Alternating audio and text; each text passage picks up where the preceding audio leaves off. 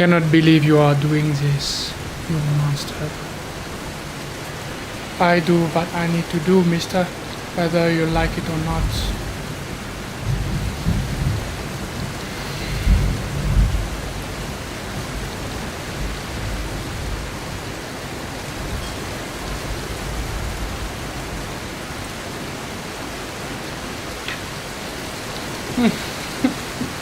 I win!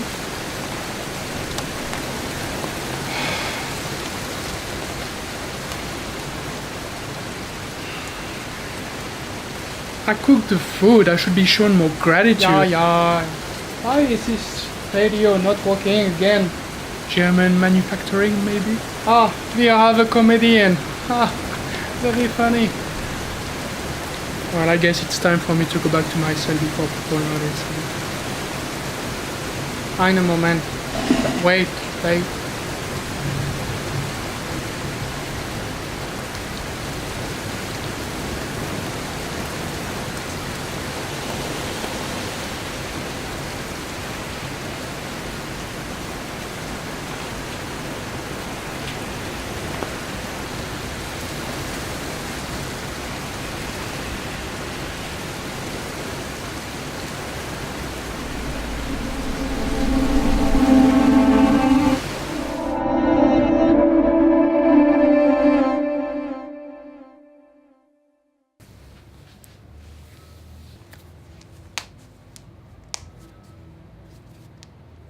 This officer was telling my grandfather, "Get out of here when you can." After all, he wasn't even German, he was from Austria. In a sense, this officer was as much of a prisoner than my grandfather was. My grandfather had to get out of here now.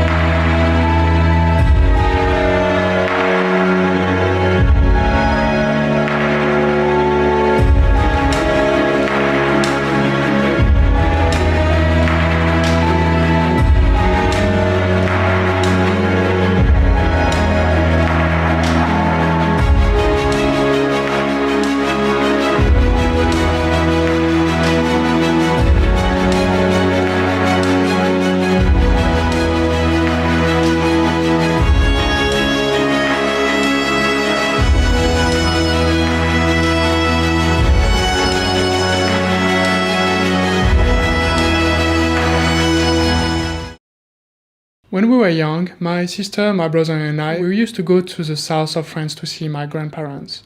For us, it was a magical place because it was full of antiques, old music instruments, or there was a garden. In a blog post, my sister explained how this environment inspired her to become a painter later on. For me, there were three things that were fascinating for me. The first one was a motorbike. There used to be a motorbike in the garage, and as a young kid it caught my imagination. I was imagining myself driving this motorbike. There was a second thing which really got my attention. It was the safety chain that used to lock this motorbike onto the wall of the garage. And one day, Grandpa, I opened the safety lock on your motorbike. Grandpa, I opened the safety lock on your motorbike. Hey, can you hear this? Oh, my grandson, you're so funny. That's why I love you. No, I'm not joking. Look. What the fuck? And the last thing that got my attention was a medal. There used to be a medal on display in the office of my grandfather. And I knew it was about World War II. It's called La Médaille des Évadés. And it's a medal which is given to people who managed to escape the work camps of Germany. But I was too young to hear these stories, you know.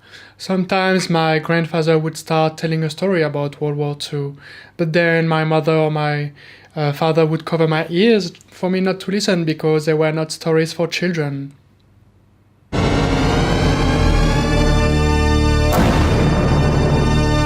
I remember it was in 1942, yeah. There was a German tank going down the road, I remember. But it was on fire. Probably somebody threw a cocktail Molotov at it. Oh, what a sight. And the guy inside, they tried to escape. And as they tried to escape, they caught fire as well.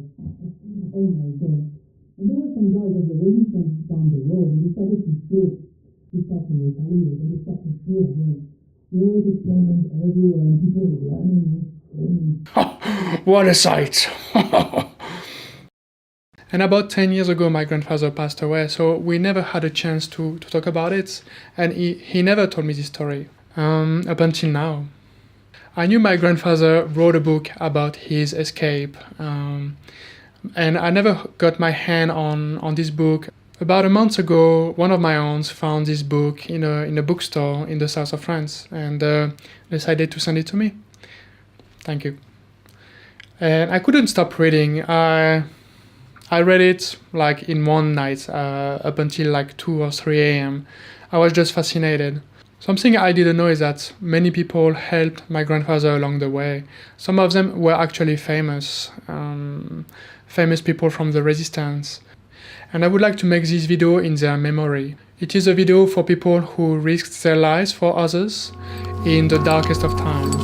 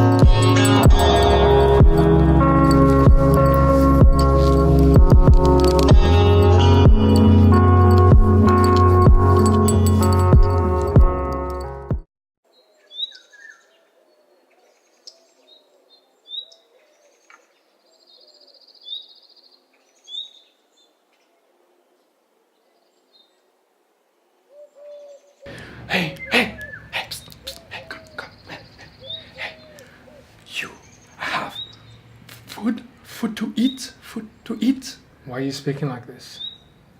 Oh, sorry. I saw you were hiding something. You found food? We have a little bit of food. Oh, cool, let's go. Hey, cool, so what do we have? I'm so hungry. It's a dog. Oh, We left the hair on. And it was old.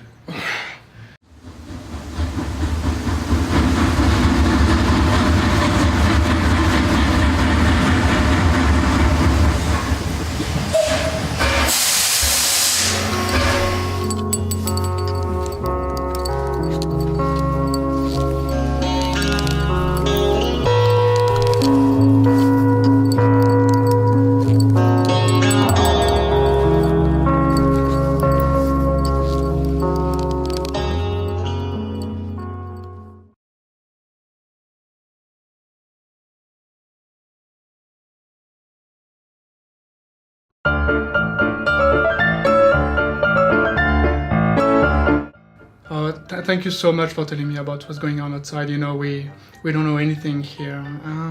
That's okay. You know, I like having a chat every now and again. I have something to ask you. Sure. Yeah, you know, I'm thinking maybe I'm trying of getting away. Maybe, and you wouldn't have like any spare clothes, maybe. What? Just wait a minute. Ah! You're not thinking about escaping, are you? He's running away! Help! He's getting away! He's getting away! You wouldn't have any spare clothes by any chance? Listen, let me have a look and just come back tomorrow and I'll see what I can do, okay? Thank you. No problem. I'll see you tomorrow then. See you tomorrow. Hey, Mart. Oh, hi Jean. How are Hi. you? Very well, thank you. Did you find anything? I have very good news, I have. So just give me a moment. Thank you so much. Just make sure you keep them hidden in there, right? You're welcome. Let me give you something back. No, I don't want anything. Just be careful, okay? Thank you, Mart. You're welcome. Good luck. Thank you.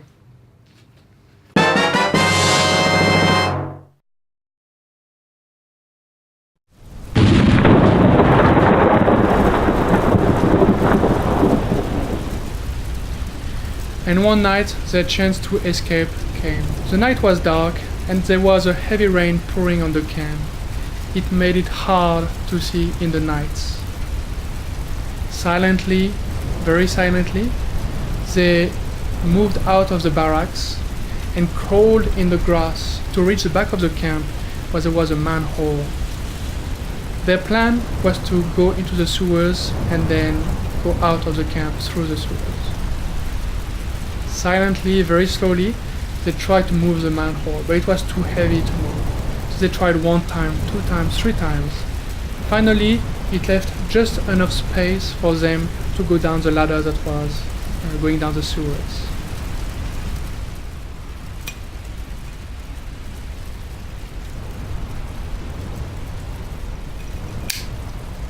And then, helped by the light of a single candle, they started to move in the sewers. But the rain that was once their friend started to become their enemy.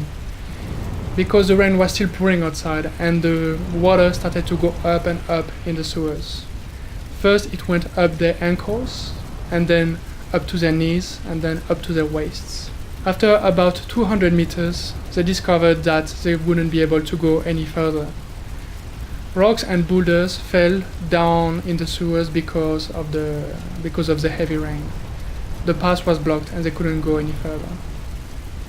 Because the air started to get rare here and because the water was going up, then the candle went up. In the dark, they tried to find the path back to the exit of the sewers. Tripping on everything, tripping on every step, tripping on every rocks, they tried to find their way back to the exit of the sewers. They feared of getting lost. They feared of not finding the exit anymore.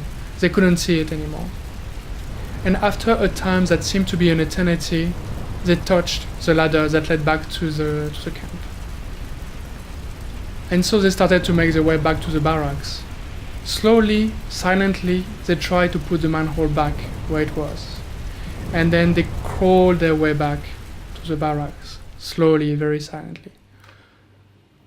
The following days, my grandfather thought about escaping again, but there was little time for that, because one morning, the light of the trucks of the German army came into the camps. Silently, the German soldiers gestured them to move into the trucks. There was no need explaining. They knew where they were going. They were going to Poland, 3,000 kilometers away from there.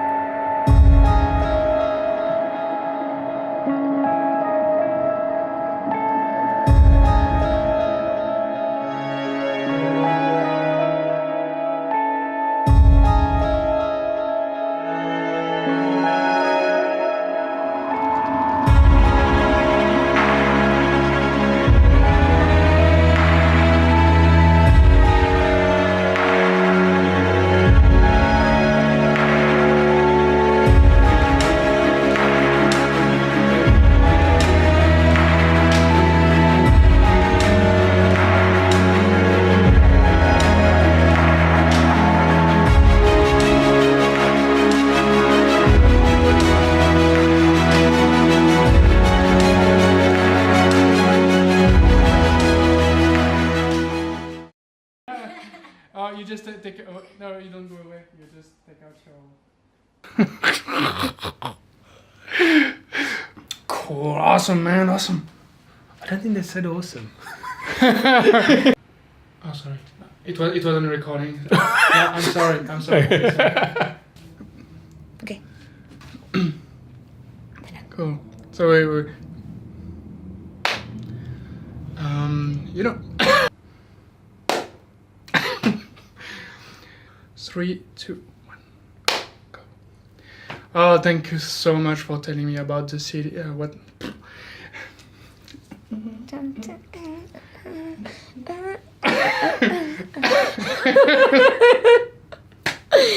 Love it.